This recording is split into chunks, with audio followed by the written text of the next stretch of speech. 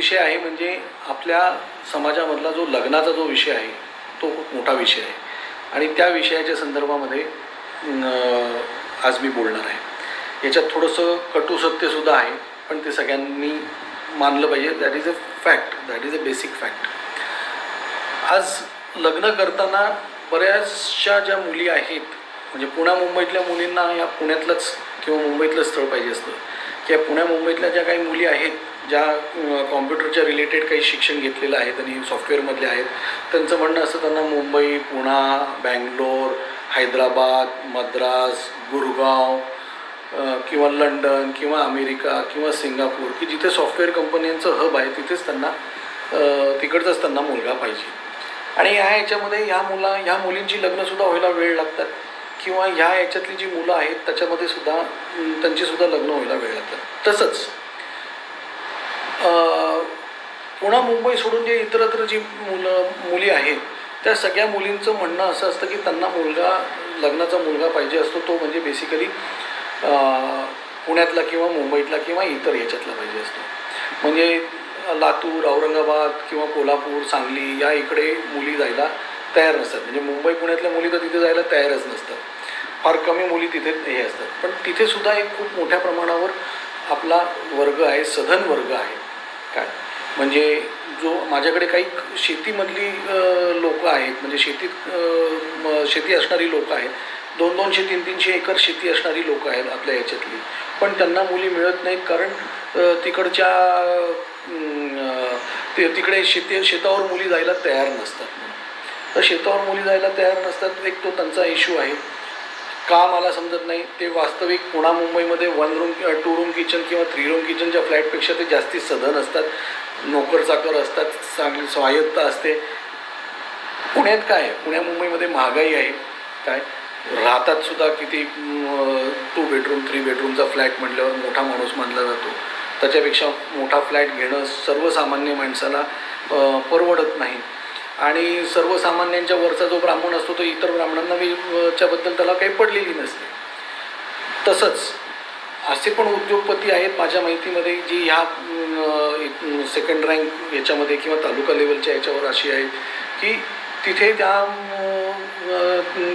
त्यांच्या कारखाने वगैरे असूनसुद्धा तिथे मुली मिळायला त्यांना प्रॉब्लेम होतो।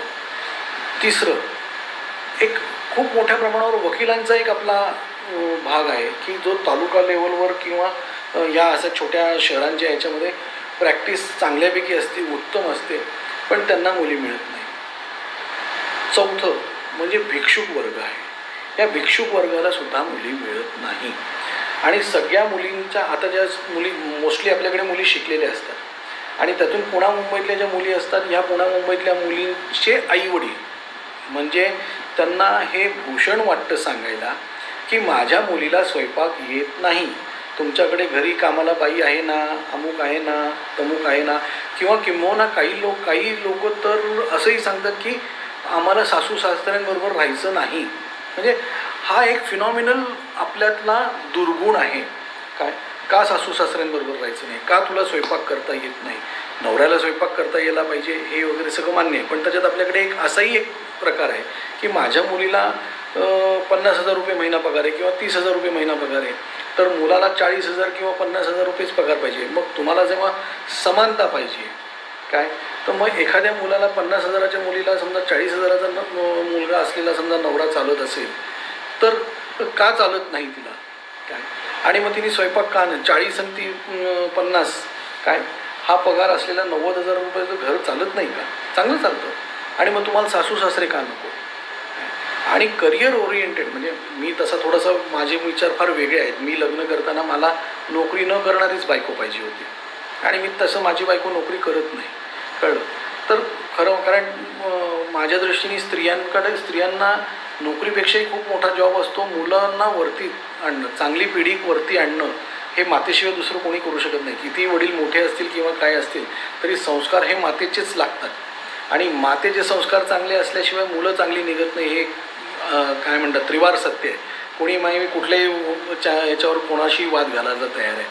आणि आज मुलींनी नोकरी समजा केली नाही तर आपल्याही आईयांनी नोकऱ्या केल्या नव्हत्या, मग आपलं काही बिघडलं का? आज आपण मुलांना एकदम नोकऱ्या करायच्या, करिअर असतं, त्यामुळे मुलं होऊ देत नाही. मुलं झाली तर ती पाळणा घरात ठेवतात. पाळणा घरामध्ये ते कुठल्या कोणाकडे ठेवतात, काय ठेवतात, त्याच्यावर काय संस्कार होतात, ते कसं वागवतात, किंवा हल्ली ते नवीन फॅड निघालेलं आहे की त्या मेड ब्युरोकडनं मेड मागवायची म्हणून, किंवा कामवाली बाई मागवायची. ती आपल्या मुलांना काय करत असते, म्हणजे ती आपल्या मुलांना इवन भिकाऱ्याला भाड्याने देत असते तुमच्या अपरोक्ष. असं टी व्हीवर आलेलं आहे, पोलीस कंप्लेंट झालेले आहेत, सगळं झालेलं आहे, सगळ्यांना सगळं माहिती आहे. काय मग आपल्या मुलांना असं वागवण्यासाठी आपण जन्माला घालायचं का? आणि मग ही मुलं मोठी झाल्यावर तर आपल्याला विचारणार आहेत का? या सगळ्या अनेक गोष्टी आहेत. चांगलं शिक्षण मिळण्यासाठी, चांगलं वय होण्यासाठी आईची अत्यंत गरज आहे. काय पण ह्या करिअरसाठी काय, करिअर जिजाबाईचं पण होतं, करिअर येसूबाईचं पण होतं. काय या सगळ्या करिअर किंवा अनेक करिअर ओरिएंटेड आहे. आणि मग करिअर करायचं असेल तर मग आपला समाज वाढणार कसा? आणि मग ह्या करिअरच्या ह्याच्यामध्ये आपल्याकडे खूप मोठ्या प्रमाणावर घटस्फोटसुद्धा होतात. का घटस्फोट होतात आपले? काय मग समजा करिअर, आणि आज माझ्या दृष्टीने आपल्या संस्कृतीच्या चिन्हांची लक्तर झालेली आहे ती या IT फील्डमुळे, या कॉम्प्युटर फील्डमुळे. माझा स्वतःचा सर्व्हिस अपार्टमेंटचा धंदा आहे. माझ्या सर्व्हिस अपार्टमेंटमध्ये सगळ्या प्रकारची लोकं येत असतात. त्यामुळे मी आपल्या संस्कृतीच्या चिन्हांची लक्तरं कशी होत असतात हे मी रोज सकाळ संध्याकाळ बोलत असतो. त्याच्याबद्दल काही हे नाही आहे. आणि मग या IT फील्डमध्ये जाऊन जेव्हा आपण दारू पिणं किंवा सिगरेट पिणं किंवा व्यभिचार करणं हा एक कायदा मानला जातो, आणि त्यातून आपलं सुप्रीम कोर्ट आहे त्यांनी त्या काय म्हणतात त्याला, ते लिव्ह इन रिलेशनशिप याला मान्यता दिलेली आहे. आता कसलं लिव्ह इन रिलेशनशिप आणि कसलं काय, तर ह्या सगळ्या ह्याच्यात आपण कुठेही अग्रेसर राहता कामा नाही. आलं का लक्षात? त्यामुळे आपल्या समाजातल्या लोकांनी आता समजा लग्नाला मुली मिळत नसतील तर शास्त्राप्रमाणे, आता आपण शास्त्रावर जाऊ, शास्त्राप्रमाणे ब्राह्मणाला ब्राह्मण, क्षत्रिय किंवा वैश्य या 3 जातीतल्या मुलींशी लग्न करायला परवानगी आहे. किंवा तिन्ही मुलींशी लग्न करायला परवानगी आहे. आता आपल्याकडे द्विभार्या प्रतिबंध कायदा हा नाही, हा भाग सोडून द्या. पण सगळ्यात महत्त्वाचं आहे की ह्या सगळ्या याच्यामध्ये आपण हे करत असताना आपल्याला आज क्षत्रिय मुलींशी लग्न करायला काय हरकत आहे, ज्या करायला तयार आहेत. वैश्यवाणी मुलींशी लग्न करायला काय हरकत आहे, ज्या करायला तयार आहेत. काय कारण आपण जय परशुराम म्हणतो.